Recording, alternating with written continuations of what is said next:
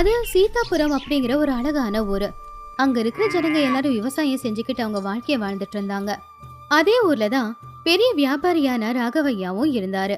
அவரு அந்தந்த காலத்துல என்னெல்லாம் கிடைக்குமோ அத வாங்கி வித்து வியாபாரம் செஞ்சு வாழ்ந்துகிட்டு இருந்தாரு. இப்படியே நாட்களும் போய்கிட்டு இருந்துச்சு. அப்போ ஒரு நாள் ராகவையாவை பாக்குறதுக்காக ரங்கையா அப்படிங்கிற ஒருத்த வந்து, ஐயா, இந்த வருஷம் வயல்ல விளைச்சல் நல்லா தான் வந்துச்சு. அதுல இருந்து எனக்கு தேவையான 10 மூட்டை நெல்லை நான் வீட்டில் வச்சுக்கிட்டேன். ஆனாலும் மிச்சம் 10 மூட்டை அப்படியே இருக்குங்க ஐயா. அதான் உங்ககிட்ட விற்கலான்னு வந்திருக்கேன். அப்படியா ரங்கையா, சந்தோஷம். இப்பவே உன் வீட்டுக்கு வந்து உங்ககிட்ட இருக்கிற நெல் எவ்வளோ இடம் இருக்குன்னு பார்த்து வாங்கிக்கிறேன். ஐயா, இப்போ நெல்லுக்கு என்ன விலைங்க ஐயா விற்கிறாங்க? இங்கே பாரு ரங்கையா, நெல்லுக்கு நிறைய தரம் இருக்கு. உன்னோட நெல்லை பார்த்து அது என்ன தரம்னு பார்த்துட்டு அப்புறமா விலைய சொல்கிறேன். சரிங்க ஐயா, அப்படின்னா நீங்கள் இப்போவே வீட்டுக்கு வந்து நெல்லை பார்த்துட்டு அதுக்கான காசை கொடுங்க ஐயா. எனக்கு நிறைய தேவைங்க இருக்கு. சரி ரங்கையா, வா, எவ்வளவு இடம் இருக்குன்னு போட்டு பார்த்துட்டு அதுக்கப்புறம் பணத்தை கொடுக்கறேன் அப்படின்னு சொல்லி 2 பேரும் சேர்ந்து ரங்கையாவோட வீட்டுக்கு போய் ரங்கையாவோட வீட்டுல இருக்கிற நெல் மூட்டையை எடை போட்டு பார்த்து அதை அவருக்கு கொடனுக்கு கொண்டு போய் வச்சுட்டு ரங்கையாவுக்கு கொடுக்க வேண்டிய பணத்தை கொடுத்துட்டாரு. இப்படியே நாட்களும் போய்கிட்டு இருந்துச்சு. இப்படி ராகவையா அந்த ஊர்ல விவசாயிகளோட வயல்ல விளையிற விளைச்சல் எல்லாத்தையுமே வாங்கி அதை வித்து அவரு பணத்தை சம்பாதிச்சுக்கிட்டு இருந்தாரு. இப்படி இருக்கும்போது அவருடைய மனைவியான ஜானகி ஒரு நாள் ராகவையா கிட்ட வந்து, எங்க உங்ககிட்ட ஒரு முக்கியமான விஷயம் சொல்லணும். நான் நேத்து சந்தைக்கு போயிருந்தேன். அங்க வியாபாரிங்க எல்லாரும் பேசிக்கிட்டு இருந்ததை கேட்டேங்க. இந்த வருஷம் புளி அந்த அளவுக்கு விளையிலையாமா. அதான் இந்த வருஷம் சந்தையில புளியோட விலை அதிகமா இருக்கு. இந்த ஊர்ல பேசாம எல்லார்கிட்டயும் இருக்கிற புளிய நீங்க வாங்கிக்கோங்க. ஜானகி, இப்போ போய் நான் அவசரமா எல்லார்கிட்டையும் இருக்கிற புளியை வாங்கினேன்னா ஊர் ஜனங்களுக்கு என் மேலே சந்தேகம் வரும். அதனால் எவ்வளவு தேவையோ அவ்வளவு கொஞ்சம் கொஞ்சமாக வாங்கி அதை கொண்டு போய் விற்கலாம். இந்த ஊர் ஜனங்களுக்கு மட்டும் என் மேலே சந்தேகம் வந்துச்சுன்னா அதுக்கப்புறம் அவங்களே நேராக சந்தைக்கு போய் விலை என்னன்னு தெரிஞ்சுக்கிட்டு அவங்களே விற்க பார்ப்பாங்க. நீங்க சொல்றது உண்மைதாங்க. அப்படின்னா இந்த ஊர்ல இருக்கிற விவசாயிங்களுக்கு தெரியாத மாதிரி கொஞ்சம் கொஞ்சமா நீங்க சொன்ன மாதிரி எல்லார்கிட்டயும் இருக்கிற புளிய வாங்கி வித்தீங்கன்னா இந்த வருஷம் புளி வித்ததுல நமக்கு கை நிறைய லாபம் கிடைச்சிருங்க அப்படின்னு சொல்லி ஜானகி சந்தோஷமா அங்கிருந்து உள்ள போனா. ராகவையா எதுவுமே சொல்லல. இப்படியே நாட்களும் போய்கிட்டு இருந்துச்சு. ராகவையா ஊருக்குள்ள இருக்கிற எல்லார்கிட்டயும் புளிய கொஞ்சம் கொஞ்சமா வாங்கி அதை அவருடைய குடோன்ல வச்சுக்கிட்டு கொஞ்சம் கொஞ்சமா சந்தையில கொண்டு போய் வித்துக்கிட்டு இருந்தாரு. அப்படி அவருடைய புத்திசாலித்தனத்தினால அந்த ஊஜனங்க கிட்ட கம்மி விலையில புளிய வாங்கி அதை சந்தைக்கு கொண்டு போய் அதிக விலையில வித்து லாபத்தை பார்த்தாரு. இப்படி அவருடைய வியாபாரம் ரொம்ப நல்லபடியா தான் நடந்துகிட்டு இருந்துச்சு. இப்படியே நாட்கள் போய்கிட்டே இருக்கும்போது ஒரு நாள் ராத்திரி நேரம் ஊர்ல எல்லாரும் நல்ல தூக்கத்துல இருக்கும்போது அந்த ஊருக்குள்ள ஒரு திருடன் புகுந்தான். அந்த திருடன் ஒவ்வொருத்தங்க வீட்டுக்கு போய் தேடினாலும் எதுவுமே கிடைக்கல. அப்ப அந்த திருடன் அவனுடைய மனசுக்குள்ள, ஐயோ, தேவையில்லாம இந்த ஊருக்கு வந்து தப்பு பண்ணிட்டேன். இந்த ஊர்ல யார் வீட்லயும் பணமே கிடையாது. பித்தளை பாத்திரம் மட்டும்தான் வச்சிருக்காங்க. அதையெல்லாம் கொண்டு போய் வித்தா 10 ரூபாய் கூட தேராதே. இப்போ என்ன பண்றது அப்படின்னு சொல்லி அவன் வேற ஊருக்கு போலான்னு முடிவு பண்ணி போய்கிட்டு இருக்கும்போது அப்பதான் ராகவையாவோட குடன் வழியில இருந்துச்சு. அத பார்த்து அந்த திருடன் மனசுக்குள்ள, அட, இந்த குடோனு பார்க்க ரொம்ப பெருசா இருக்கே. எனக்கு தெரிஞ்சு ஏதோ பெரிய வியாபாரியோடதா இருக்கணும். இதுக்குள்ள நிறைய பொருளுங்க இருக்கும். உள்ள போய் தேடுனா விற்கிற மாதிரி நிச்சயம் எதனா கிடைக்கும் அப்படின்னு சொல்லி அவன் திருட்டுத்தனமா அந்த குடோனுக்குள்ள போய் பார்த்தான். அப்படி பார்க்கும்போது அந்த குடோன்ல நிறைய புளி மூட்டை இருக்கிறத அவன் கவனிச்சான். அத பார்த்து அந்த திருடன் அவன் மனசுக்குள்ள, ஆஹா, இன்னைக்கு எனக்கு பெரிய பண்டிகை தான். ஏதாவது கிடைக்கும் விற்கலான்னு பார்த்தா இங்க இவ்வளவு புளி மூட்டைங்க இருக்கே. இதைத்தான் உண்மையான அதிர்ஷ்டம்னு சொல்லுவாங்க. இப்பெல்லாம் சந்தையில புளிக்கு என்ன விலை?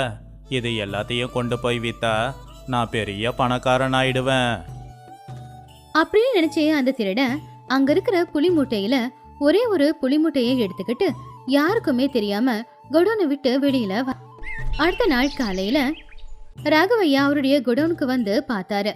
நிறைய புளிமூட்டை இருந்ததுல ஒத்த புளிமூட்டை காணாம போனத பாவம் அவரால கண்டுபிடிக்கவும் முடியல. அடுத்த நாள் காலையில அந்த திருடன் அந்த புளிய விக்கிறதுக்கு அந்த ஊர்லயே சுத்திக்கிட்டு இருக்கும்போது வழியில ரங்கையா அவனை பார்த்தான். என்னப்பா தம்பி, இந்த மூட்டையில என்ன இருக்கு? எதுக்காக போய்கிட்டு இருக்க? ஐயா, நான் காட்டுல இருந்து புளிய பறிச்சு கொண்டு வந்திருக்கேன். இந்த ஊர்ல யாருன்னா புலி வாங்குறாங்கன்னா சொல்லுங்க, நான் அவங்க கிட்ட வித்துக்கிறேன். ஓஹோ, அப்படியா? யாரோ எதுக்கு? நானே இந்த மூட்டையை வாங்கிக்கிறேன் விடு. ஐயா, பட்டணத்துல இந்த புலிக்கு விலை ரொம்ப அதிகமா இருக்குங்க. நீங்க அந்த அளவுக்கு கொடுக்கலனாலும் ஏதோ கொஞ்சம் பார்த்து போட்டு கொடுங்க. ரொம்ப கம்மியா கொடுத்தா எனக்கு கட்டுப்படி ஆகாதுங்க. அதெல்லாம் ஒன்றும் வேண்டாம்ப்பா, பட்டணத்துல கொடுக்குற விலையே கொடுக்கறேன்.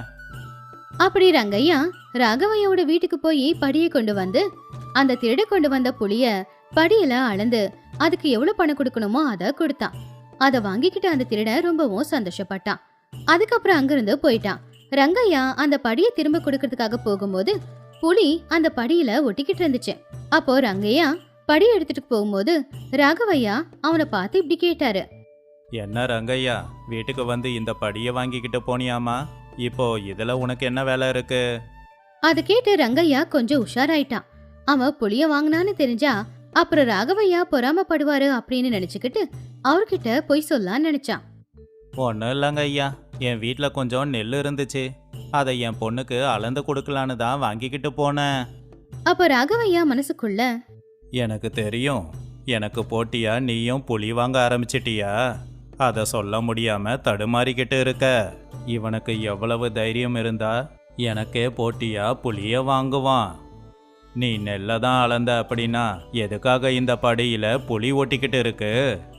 அப்படின்னு ராகவையா கிண்டலா கேட்டாரு. அதை கேட்டு ரங்கையாவால அடுத்து பொய் சொல்ல முடியல. அதனால நடந்தத சொன்னான். அதை கேட்டு ராகவையாவுக்கு சந்தேகம் வந்துச்சு. யாருன்னே தெரியாத ஒரு ஆளு நம்ம ஊருக்குள்ள வந்து உனக்கு புளிய வித்துட்டு போனானா? ஆனா அவன் ஒரு மூட்டை புளிக்கு என்ன பண்ணியிருப்பான்? என்னதான் காடா இருந்தாலும் ஒரே அடியா ஒரு மூட்டை புளி கிடைக்காது இல்லையா? அப்படின்னு சந்தேகமா கேட்டாரு. எனக்கும் இந்த சந்தேகம் வந்துச்சு. ஆனா நம்ம ஊர்ல யாருக்கிட்டையும் புளி வாங்க முடியாது. ஒருத்தன் தானா வந்து புளிய கொடுக்கறேன்னு சொன்னான். புளியோட விலை அதிகம்னு எனக்கும் தெரியும். அதனால தானே ஒழிய உங்களுக்கு போட்டியா வரணுங்கிற எண்ணெல்லாம் எனக்கு இல்ல. அப்படின்னு சொல்லி ரங்கையா அங்கிருந்து போயிட்டான். அதுக்கப்புறம் ராகவையாவும் வீட்டுக்கு போயிட்டாரு. நாட்களும் போச்சு. அடுத்த நாள் அந்த திருடன் மறுபடியும் ராகவையாவோட குடோனுக்கு வந்து அங்க இருக்கிற ஒரு புலி மூட்டையை திருடிக்கிட்டு வெளியில போற நேரத்துல சரியா அப்பதான் ராகவையா அங்க வந்தாரு. ராகவையோட பார்வையில அந்த திருடப்பட்டான். அப்ப ராகவையா அந்த திருடனை பார்த்து, டேய், உனக்கு எவ்வளவு தைரியம் இருந்தா என்னோட குடோன்குள்ள புகுந்து புலி மூட்டைய திருடிக்கிட்டு வந்திருப்ப? இப்பவே பஞ்சாயத்துல வச்சு உனக்கு சாட்டை அடி கொடுக்க சொல்றேன். அப்படின்னு அந்த திருடனை புடிச்சுக்கிட்டு போய்கிட்டு இருக்கும்போது அந்த திருடன் ராகவையா கிட்ட இப்படி சொன்னான். ஐயா, என்னை மன்னிச்சிடுங்க. எனக்கு வேலையே திருடுற வேலை தான். அதான் உங்க ஊர் பக்கம் வந்துட்டேன். இனிமே இந்த பக்கம் திரும்பி வர மாட்டேன். என்னை விட்டுடுங்க ஐயா. அப்படின்னு அந்த திருடன் ராகவையா கிட்ட எவ்வளவுதான் கெஞ்சி கேட்டாலும் ராகவையா ஒத்துக்கவே இல்லை. அடுத்த நாள் காலையில பஞ்சாயத்தை கூட்டி இவன் என்னுடைய குடோன்ல இருந்து புலிமுட்டையை திருடிக்கிட்டு போறான் அப்படின்னு எல்லார் முன்னாடியும் சொன்னாரு. அந்த கூட்டத்துல ரங்கையாவும் இருந்தான். அப்ப ரங்கையா அந்த திருடனை பார்த்து, டேய், நீ திருடனா? அன்னைக்கு நீ தானே புலி மூட்டையை கொண்டு வந்து என்கிட்ட வித்த. நீ திருடன்னு எனக்கு தெரியாதே. எங்க ஊரு ராகவையா குடோன்ல இருந்தா நீ புளிய மூட்டையை திருடுன? அப்படின்னு கோவமா கேட்டா ரங்கையா. அது கேட்டு ராகவையா இப்படி சொன்னாரு. ஓஹோ, அப்ப அன்னைக்கு உன்கிட்ட புளிய வித்ததும் இவன் தானா? அப்படின்னா ஏற்கனவே என் குடோன்குள்ள புகுந்து புலி மூட்டையை திருடி இருக்க. அதுல அதிக லாபம் வந்திருக்கும். அதான் மறுபடியும் புலி மூட்டையை திருடலான்னு வந்திருக்க. உனக்கு பெரிய தண்டனை கொடுக்கணும். அப்படின்னு அங்க இருக்கிற சாட்டை எடுத்து திருடனை அடிக்க பார்க்கும்போது அந்த திருடன் ராகவையாவோட காலில் விழுந்து இப்படி கெஞ்சி கேட்டான். ஐயா ஐயா, நான் பண்ணது தப்பு தாங்க ஐயா, என்னை விட்டுடுங்க ஐயா.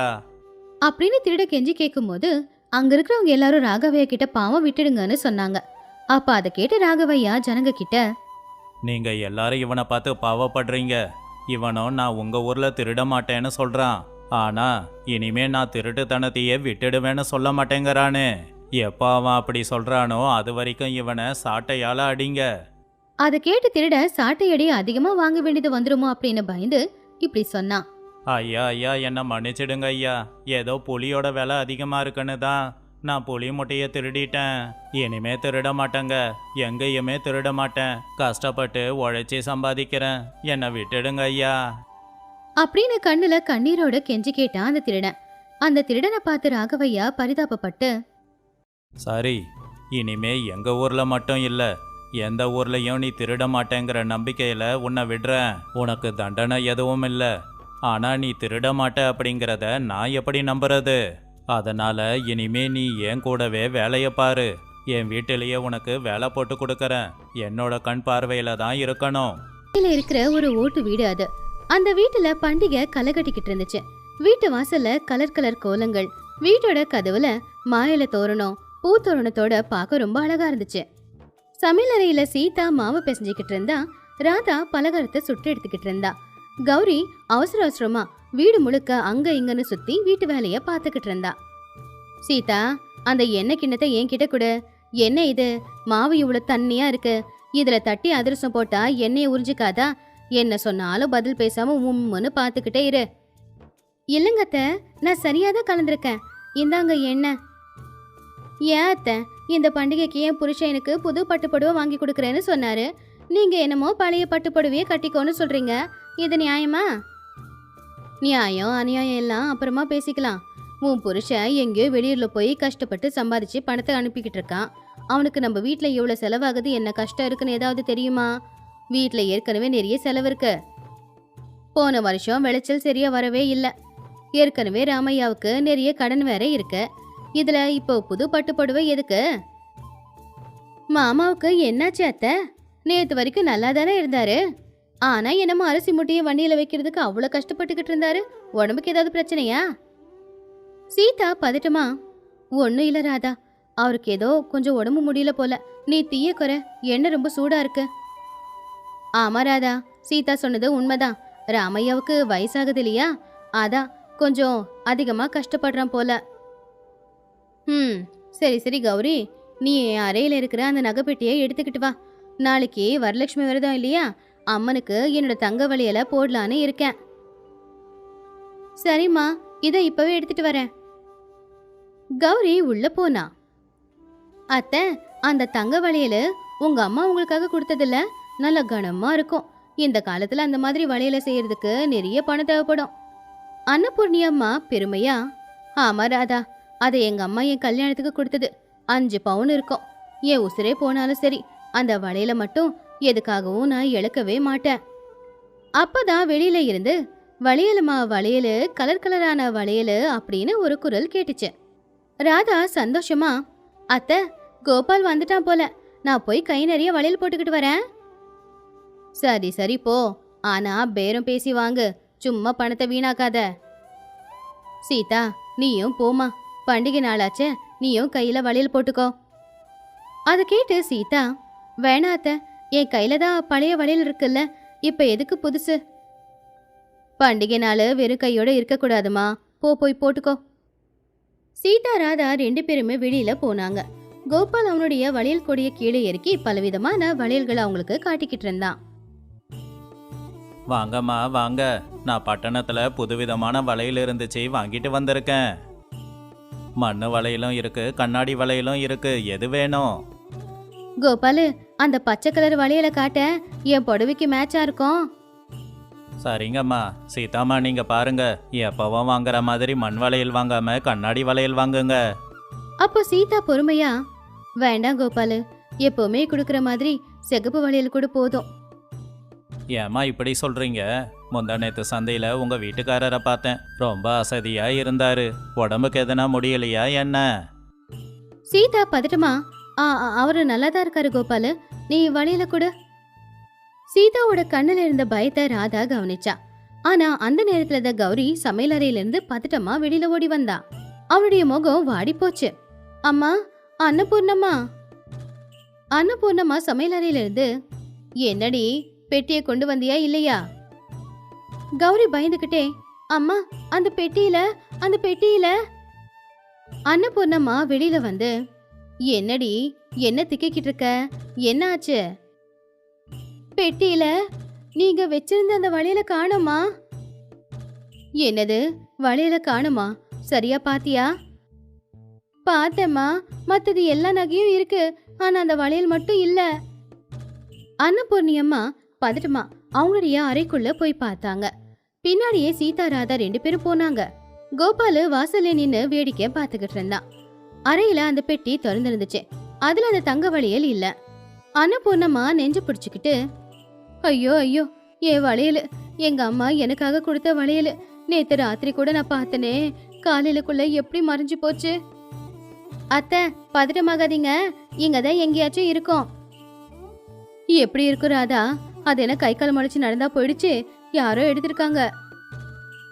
அன்னபூர்ணம்மாவோட பார்வை முதல்ல கௌரி மேலதான் போச்சு.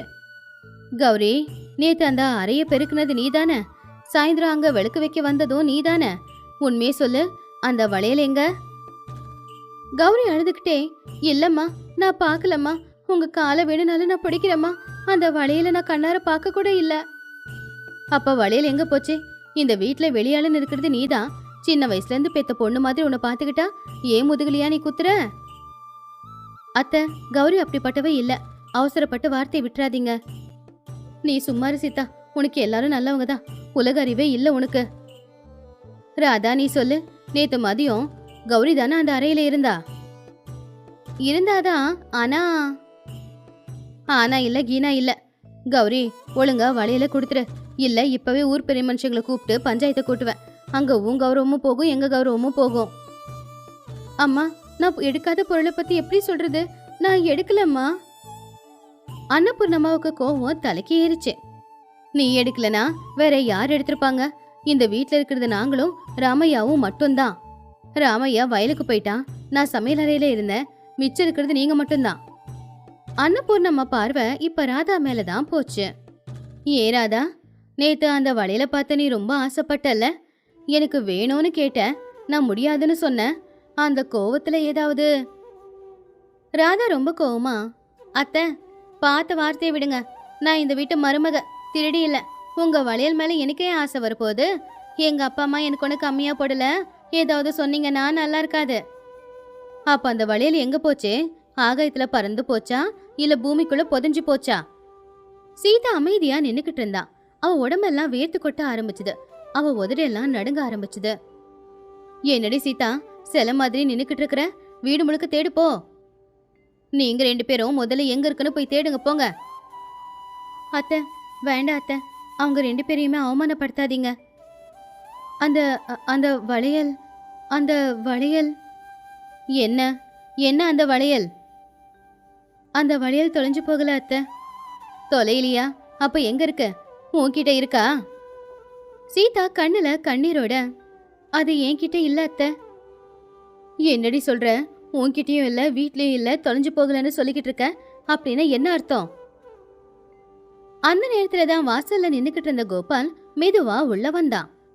அம்மா, பெரியவங்க நீங்க, நான் எதனா சொன்னா மன்னிச்சிடுங்க, குறுக்க பேசுறேன்னு கோவப்படாதீங்க. ஏண்டா கோபாலு, நீ இன்னுமா போகல? எங்க வீட்டு சண்டை உனக்கு எதுக்குடா? அம்மா, ஒன்றும் இல்லைம்மா, எனக்கு சீதாவை பார்த்த உடனே ஒன்று ஞாபகம் வந்துச்சு. நேற்று நான் சந்தைக்கு போனப்போ அங்கே பெரிய ஹாஸ்பிட்டல் கிட்ட சீதா அம்மாவை பார்த்தேன். ஆஸ்பத்திரி கிட்டியா? சீதா ஊரை தாண்டி போறதே அதிசயம்தான். அவ ஆஸ்பத்திரியில என்ன பண்ணிக்கிட்டு இருந்தா? கோபாலு, நீ போ, தயவு செஞ்சு போயிடு. என்ன சொல்ல விடுங்கம்மா, உண்மையை மறைச்சா அது தீயா சுடும். அம்மா, அன்னைக்கு சீதா அம்மா ஒரு சேட்டு கடை வியாபாரி கிட்ட பேசிக்கிட்டு இருந்ததை நான் பார்த்தேன். அன்னபூர்ணம்மா சீதாவை கோவமா முறைச்சாங்க. சீதா, கோபால் என்ன சொல்லிக்கிட்டு இருக்கான்? அவன் சொல்றது உண்மையா? அப்ப அந்த வளையல நீ பட்டணத்துல கொண்டு போய் வித்தியா? எதுக்கு? அவ்வளவு பெரிய செலவு என்ன வந்துச்சு?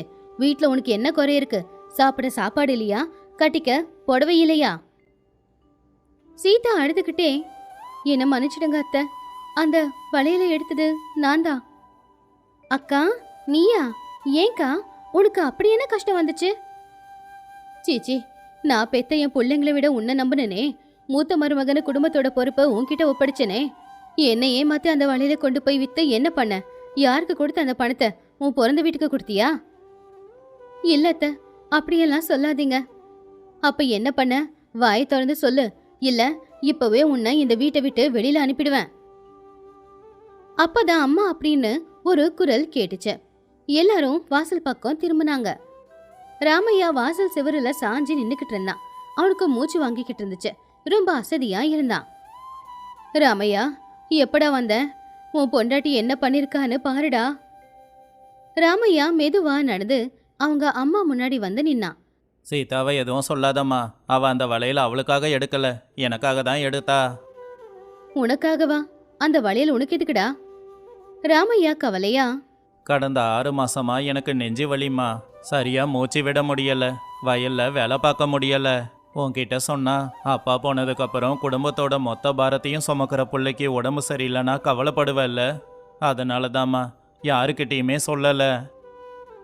அன்னபூர்ணம்மா அதை கேட்டு ஆச்சரியப்பட்டாங்க. இந்த விஷயம் சீதாக்கு மட்டும்தாம்மா தெரியும். முந்தானேத்து ராத்திரி நெஞ்சு வலி அதிகமாயிடுச்சு. கையில் காசு இல்லை, ஆஸ்பத்திரிக்கு போயே ஆகணும். அதனால நானும் சீதாவும் வேற வழி இல்லாம. அப்ப சீதா அவங்க அத்தை கிட்ட, அவர் இல்ல அத்தை, அந்த வளையல் எடுத்தது நான் தான். எனக்கு வேற வழி இல்ல, மருந்துக்கு நிறைய பணம் செலவாச்சு. உங்ககிட்ட சொல்லி எடுத்தா எல்லாருக்கும் தெரிஞ்சு போயிடும், அதனால சொல்லாம எடுத்துட்டோம். விளைச்சல் பணம் வந்ததும் அதை மீட்டு திரும்ப வச்சிடலான்னு தான் நினைச்சோம். ஆனா அதுக்குள்ள இப்படி எல்லாம் ஆயிடுச்சு. என்னை மன்னிச்சிடுமா. இந்த குடும்பத்தோட மூத்த பிள்ளையா, குடும்பத்தோட எல்லா பொறுப்பையும் நான் தான் எடுத்துக்கணும். ஆனால் இப்படி எதுவும் இல்லாமல் வீட்டில் இருக்கிற நகையை கொண்டு போய் அடகு வைக்கிற நிலமை. இதில் சீதா தப்பு எதுவும் இல்லைம்மா அப்படின்னு ராமையா நடந்தத சொன்னான். பைத்தியக்காரி, ஏன் இப்படி பண்ண? என் பிள்ளைய விட அந்த தங்க வளையல் எனக்கு ரொம்ப முக்கியமா போயிடுமா? வியாதினா அதை வெளியில சொல்லணும், அதை மறைச்சு வைக்க அதன்னு திருட்டுத்தனமா? நீங்க கவலைப்படுவீங்கன்னு. குழந்தைக்கு உடம்பு முடியலன்னா வருத்தப்படதான் செய்வேன். அதுக்காக வியாதி இருக்கிறத மறைச்சிட்டா அவனுக்கு ஏதாவது ஒன்று ஆச்சுன்னா அப்புறம் நான் உசுரோட இருப்பேனா? நீ வளையல் எடுத்ததுல எனக்கு எந்த கோவமும் இல்லை. ஆனா அவனுக்கு வியாதி இருக்குன்னு மறைச்சியே, அதுல தான் எனக்கு கோவம் இருக்கு. கௌரி, என்ன மன்னிச்சிடுமா. நகையை காணுங்கிற அவசரத்துல ஏதோ உன்னை தப்பா பேசிட்டேன். நீ நேர்மையான பொண்ணுன்னு தெரியும், ஏதோ வாய் தவறி பேசிட்டம்மா. பரவாயில்லம்மா, பெத்த அம்மா மாதிரி இருக்கிற நீங்க 2 வார்த்தை சொன்னதுல எனக்கு ஒன்றும் ஆயிட போறதில்ல. உண்மை தெரிஞ்சதுல அதுவே போதும். ஏமாமா, உங்களுக்கு உடம்பு சரியில்லைன்னா வீட்டில் யார்ட்டையும் சொல்ல மாட்டீங்களா?